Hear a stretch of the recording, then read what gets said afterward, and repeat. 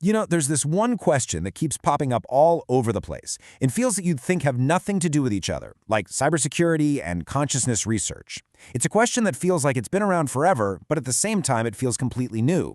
So today, we're going to dig into what that question is and why it seems to matter so much right now. It really does seem like everywhere you look, doesn't it? From how we work to how we learn, the rise of really sophisticated AI is pushing this one question right out into the open. It's this massive question that starts with a pretty simple idea. What makes us human? And that right there is the real heart of today's explainer. Because this isn't just about the tech itself. It's about what the technology is showing us about ourselves, like a mirror. It's forcing us to take a hard look at how we even define what we are. To really get a handle on this, we're going to tune into 6 completely separate conversations that are happening out in the world right now. Think of them as snapshots of a world that's, well, it's changing fast. And you'll see how each one, in its own unique way, keeps circling back to that one central question. Okay, first up, the mirror test. This is a classic, right? For decades, it's what we've used to see if an animal, a dolphin, an elephant, a magpie, can recognize itself. Well, now, people are starting to ask the same thing of AI. But you have to wonder, can a test built for a biological brain really tell us anything about whether a machine knows it exists? And this quote just reframes the entire problem, doesn't it? Maybe self-awareness isn't just a simple checkbox, a yes or a no. It makes you realize our whole vocabulary for consciousness was built for beings with bodies and brains. AI is basically forcing us to go back to the drawing board on some of our most basic assumptions. All right, let's switch gears to conversation number 2, which sounds way more down to earth: cybersecurity. We've got AI agents running around the internet doing things for us, and it's creating this massive headache for security systems that were designed to verify human identity. The problem is, well, these things aren't human, and they just don't fit the old models. And see, here's the really deep part. The word identity isn't just some technical label. It comes loaded with all this human baggage, ideas about having a self, making choices. So when we try to just slap that label onto an AI, it's not a simple copy and paste. It's actually a huge philosophical leap, and one with very real-world security risks.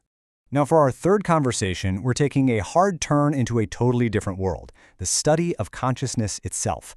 Thanks to people like Michael Pollan, there's this huge public conversation opening up about what we can actually learn from altered states. Experiences where that normal feeling of me seems to get a little thin or even dissolve. Now that is such a powerful way to look at it. Instead of thinking of these experiences as just weird glitches, we can see them as a unique peek behind the curtain. It's almost like getting a look at the architectural blueprints of your own mind. By seeing how this self can be taken apart, we get a much better idea of how it's being put together every single moment of every day. Okay, let's just hit pause for a second here. Look at what we've got. On one hand, you have these big, philosophical, almost sci-fi questions about AI's self-awareness and the nature of the self. And on the other, you have these super practical, urgent problems in cybersecurity and, as we're about to see, in the workplace. So what's the connection? Well, they're all pushing on our basic definitions of what it means to be a conscious individual self. Conversation number 4. This one hits close to home for a lot of us: expertise. For so long, what we knew, our special skills, felt like a safe bet, a core part of our human value. But as AI starts to meet or even beat human experts in all sorts of fields, that old certainty is starting to feel a little shaky. It's creating this kind of collective vertigo. I love this because it points a way out of that anxiety. It suggests that real expertise was never just about having all the facts. It's about wisdom. It's about judgment. It's about navigating the messy human space between the data points and making a call. That's the part a machine might struggle with. All right, let's jump to our 5th conversation. This one's happening quietly in offices and on factory floors everywhere. It's about the blended workforce, where humans and AI work together so closely that it's getting really hard to see where my work ends and the AI's work begins. And this is turning into a quiet but profound conversation about what people are even for. You see, this isn't just about whether we'll have jobs. It's about something deeper. It's about that need to feel our own impact, that felt sense, that feeling of, I did that. That's a fundamental human need.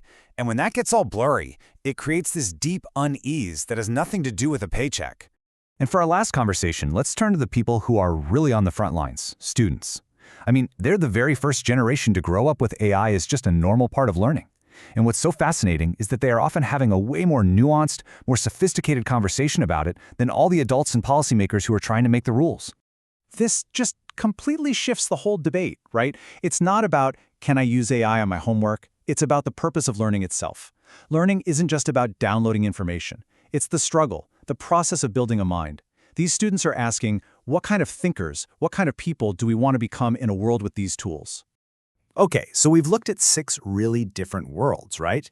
AI minds, cybersecurity, consciousness research, professional expertise, the modern workplace, and education. So, let's pull the thread that ties all of these together. I mean, really, what on earth could possibly connect the very practical problem of an AI's digital identity with the very personal exploration of human consciousness? Well, it turns out there's a shared pattern, a kind of hidden script playing out in every single one of these stories. It goes like this. First, AI shows up and applies this intense new pressure on a specific part of our lives, like our jobs or our schools.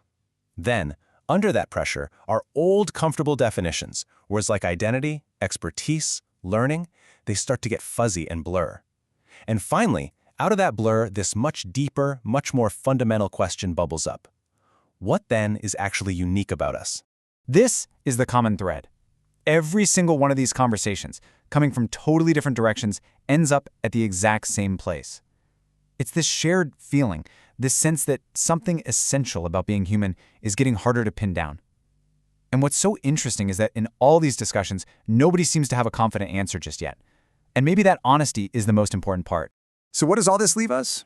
Well, this explainer wasn't about finding some neat and tidy answer.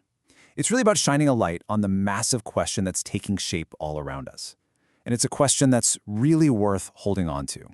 Because as all these lines between human and machine, between our own mind and an artificial one, between knowing something and just processing data, as they all continue to blur, this question becomes more personal and more urgent for every single one of us.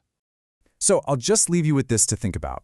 If all our old signposts for what makes us special are shifting, what is the one quality of your own awareness, your own inner experience, that you feel is absolutely essential? What is the one thing you'd want to understand and protect and be able to name before the words for it start to fade away? That's a question worth sitting with. Thanks for exploring it with me.